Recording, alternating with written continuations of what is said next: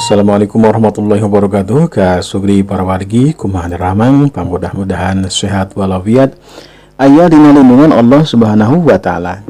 Saat terjadi kawitan karena cecer cerita Sunda Tarung Jago bagian anu ka-16. Sim kuring omaja kanu tacana subscribe mangga diklik tombol subscribe-na, teras like, teras komen, teras aktifkan notifikasina supados mang omi langkung semangat dina ngupload caritana.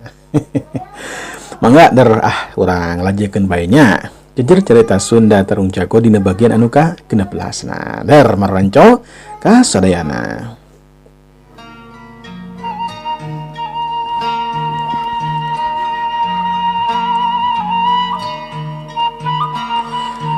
Terekel harita teh anto naik barang tepi kena puncak tangkal jamu.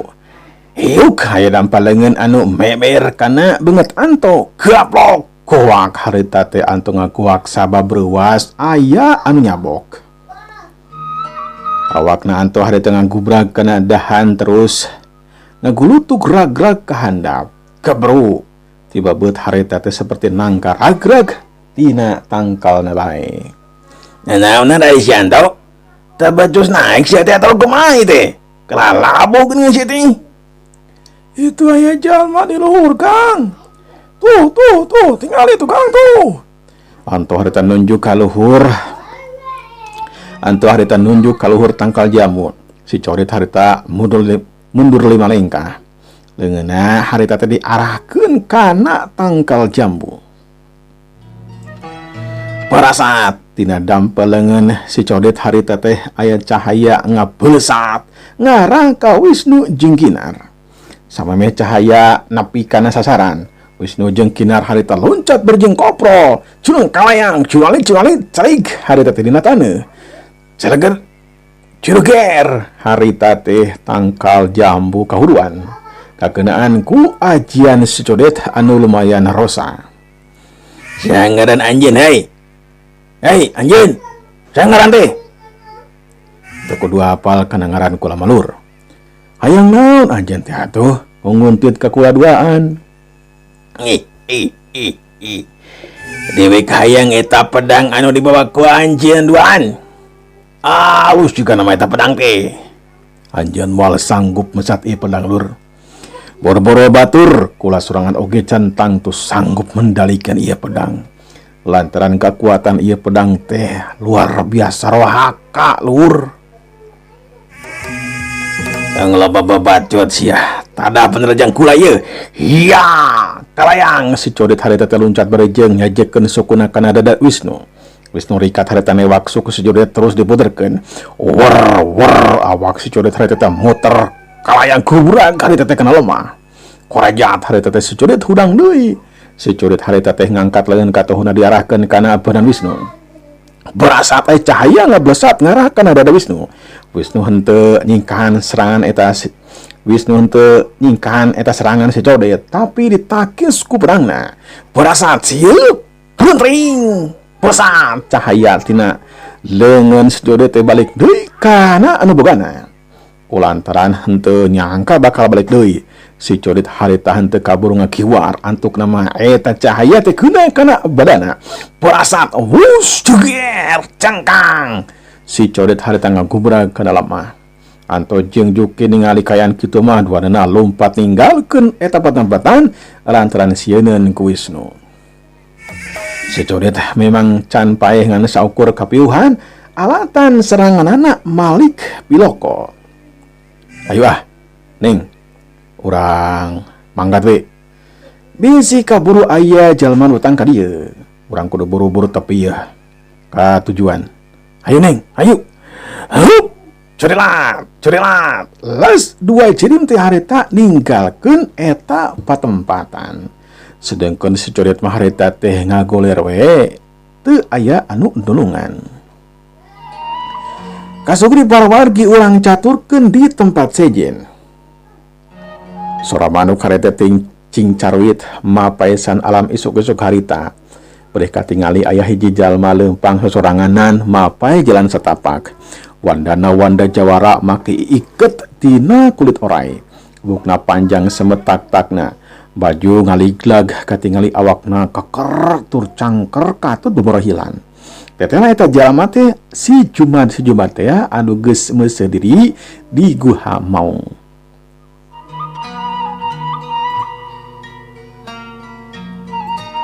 Tujuan si Jumad harita teh balas dendam ka si Dodo anu geus maehan ka si Dadap.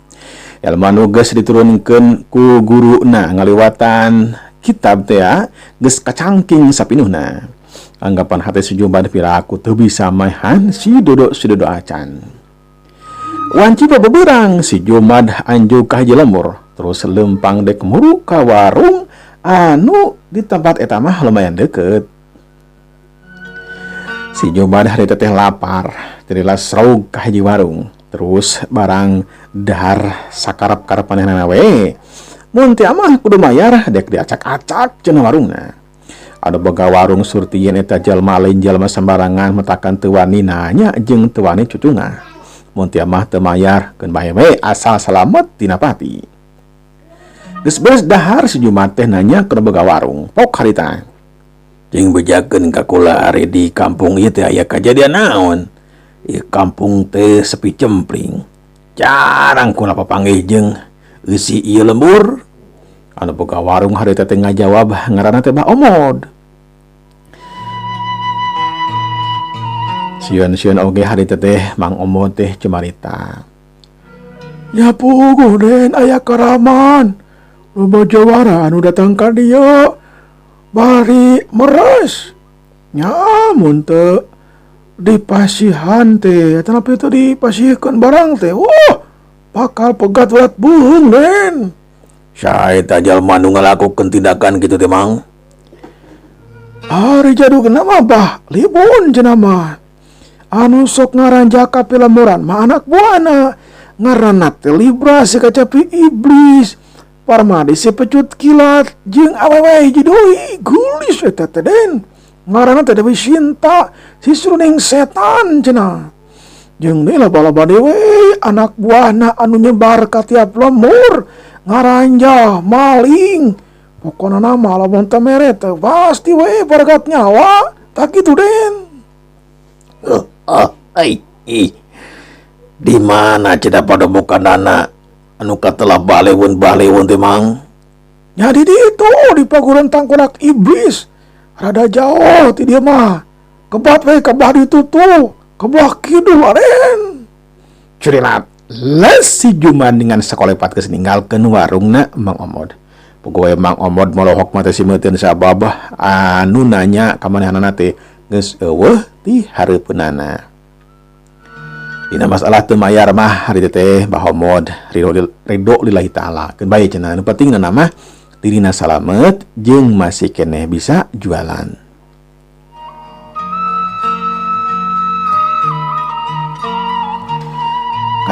Kasugri para wargi urang kocapkeun di Gunung Buleud.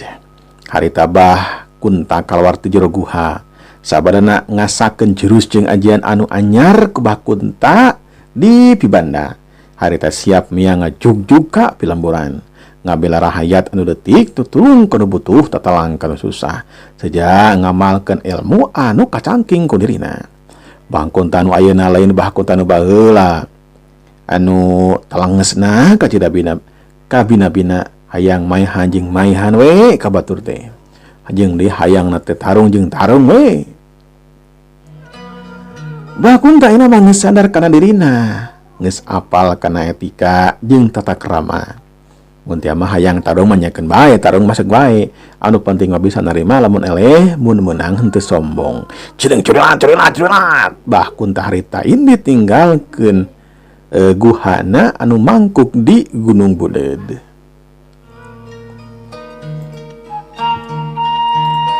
Kasugri para wargi ayeuna urang kocapkeun ka Padidin. Padidin mangrupakeun ketua kampung harita. Manehanana tanggung jawabna gede. Tanggung jawab karena nasib warga masyarakat kampung nang ewer. Lumata karita ngumpulkeun para pemuda jeung pamudi anu bisa kana ilmu silat sangkan bisa ngajaga diri jeung kulawargana. Ronda ditingkatkeun, unggal poe jeung unggal peuting teh aya ronda anu patroli. Mun kapadatan aya jalma anyar pinanggih sok ditanya heula asal usulna bisi aya jalma asup ka pilemuran niatna niat jahat. Ari dodo harita teh manggian odu teras padami sangkan bisa patroli unggal poe jeung unggal peuting nitenan kayaan lemur nangewer. Dodo jeung odu oge manggihan ketua paguron silat gagak putih, paguron jerje sakti, paguron tapak naga, paguron hor koneng jeung paguron gelap ngampar. Sok sanajan pendiri eta paguron teh aya anu gugur alatan dibinasa ku Parmadi jeung Dewi Sinta, tapi aya keneh penerusna anu masih keneh latihan ilmu kanuragan. 5 paguron sepakat yen arek ngabela rakyat anu lemah numpes kajahatan nepi ka titik darah penghabisan. Kaum dangu sadayana nepi ka harita ti saprakna Libra Parmadi jeung Dewi Sinta ngara ngajorag paguron can wanieun deui datang kadinya. Jadi 5 paguron di 5 kampung teh anu padeukeut can aya kajadian naon-naon, can aya kajadian rampog, can aya kejadian kapalingan jeung sajabana. Keur ngajaga kejadian eta maka ronda diaktifkeun unggal poe jeung unggal peuting.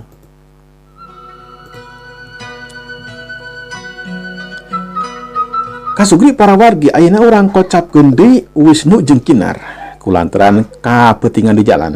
Wisnu jeung Kinar harita teh mondok di mana tua kampung di Kampung Rawalame. Anu boga imah bageur terus sopan, teu aneh mun tereh wanohna. Opieun loba sangu jeung lalaukna oge sagala aya. Wisnu jeung Kinar kacida bongahna tetela tua kampung teh berehan. Tua kampung anu ngaranna teh Mang Hendi atau sakapeung mah sok aya nu nyebut teh Aki Hendi, pok harita mamitian cumarita. Ari Ujang jeung Nyai teh bade kabarana atuh ide. Mang Hendi mamitian harita teh cumarita tumanya ka Wisnu jeung Kinar. Pok Wisnu harita teh ngajawab, abdi sareng Punadi bade ka lemur nangewer Mang. Kinten-kinten tabeh keneh ti dia tenapi partos caket.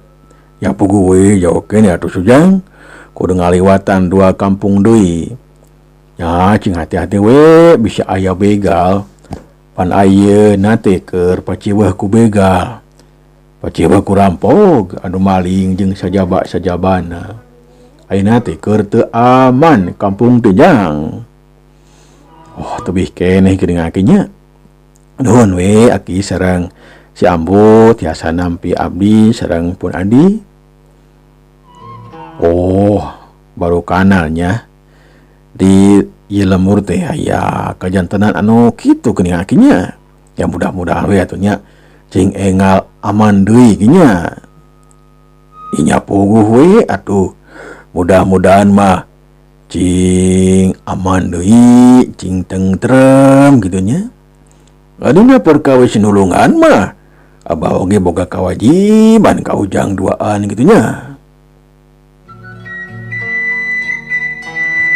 Dina masalah perjalanan mah Sujang isukan teh lamun misalkan miang ti dieu isuk-isuk nya insyaallah lah pas sore ge bakal tepi ka lemur nangewer. Cing hati-hati we di jalan. Eta geuningan si Nyai sapertos nama parantos tunuh heuh Jang. Nyai sok atuh bilih parantos tunduh mah sok we lebat ka enggon ka itu Nyai. Kinar kulantaran geus tunduh sepoe harita teh ka enggon atau nepi ka kamar. Ari Wisnu harita teh ngagoler di tengah imah. Si Aki jeung si Nini oge harita teh cing laleos arasup ka kamarna harita. Di luareun imah harita teh aya jalma anu keur ngawaskeun ka eta imah. Nilih kana wandana mah mangrupakeun jawara pilih tanding. Tetela jalma anu keur ngintip teh si Libra harita teh jeung si Codet. Si Codet anu geus pulih deui kayanana ngabejakeun yen aya jalma anu pedang anu hebat. Libra harita teh ngirimkeun sora jarak jauhna harita. Ngirimkeun sora jarak jauh ka Wisnu anu keur kokoleran harita.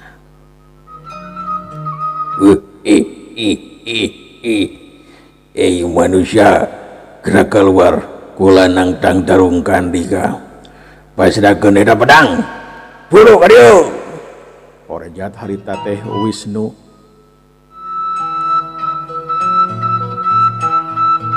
Korejat harita teh Wisnu hudang tina ngagolerna.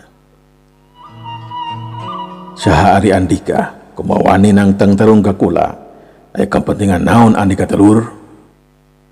Buru keluar sia. Tong loba pacebrot jeung dewek mah. Buru keluar.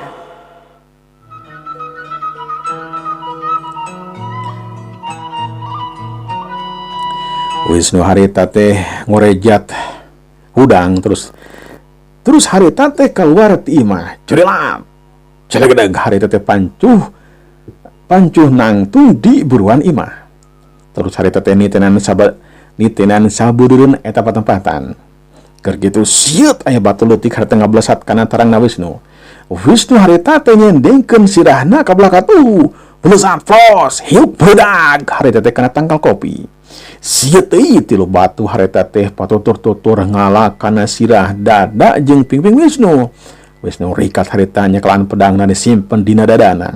Wisnu sadar yen jalma adu geus maledukeun batu lain cawara sambarangan. Sieut batu harita teh sing sorowuk ngablesa tarik pisan. Aneh setengah meter deui batu nepi kana sasaran. Tilu batu teh harita eureun. Wisnu harita teh narenja ke bumi. Wisnu harita teh nenjrak bumi ku suku katuna. Balokarna eta tilu batu teh baralik deui kana bogana sing sariet sing balasur mata paur. Sieut wush. Nempokayan kitu Libra harita teh loncat ngacurilat harita teh ninggalkeun panyebutanana. Ceneng kalayang, curelat, curalit, celik, pancuh di hareupeun Wisnu. Sieut juruger. Tilu batu harita teh keuna kana tangkal kiara. Untung we henteu nepikeun karuntuh. Sedangkan si Jodet mah harita ngacurulat ngajauhan eta patempatan. Andika memang hebat bisa malikeun serangan kula euy. Saha ngaran anjeun anu sabenerna? Asa teu pantes nyerang barejeng nyumput kitu malur. Anjeun teu nya-nya jalma licik anu nyumput barejeng nyerang malur. Wisnu harita teh ngajama panas ka si Libra. Mun anjeun hayang salamet pasrahkeun eta pedang ka kula. Sok, buru ayeuna gini. Mun teu berarti nyawa anjeun bakal dipisahkeun jeung raga anjeun.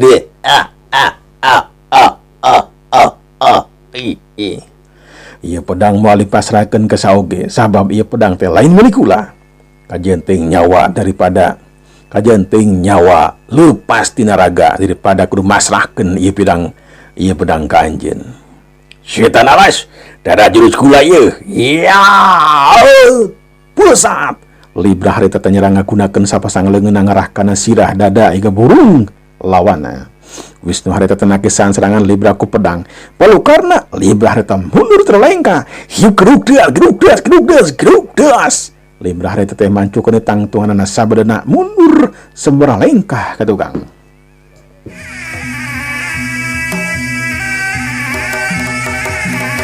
Libra harita teh ngagunakeun jurus tapak iblis. Dua leungeunna siap ngagempur kana kanu jadi lawanna. Blesat Libra harita lompat barejeng nonjokkeun dua leungeunna kana dada Wisnu. Wisnu harita teh nakis ku pedangna. Balukarna eta pedang teh ngelawarkeun kakuatan anu aneh. Yuk, wush. Siluger harita.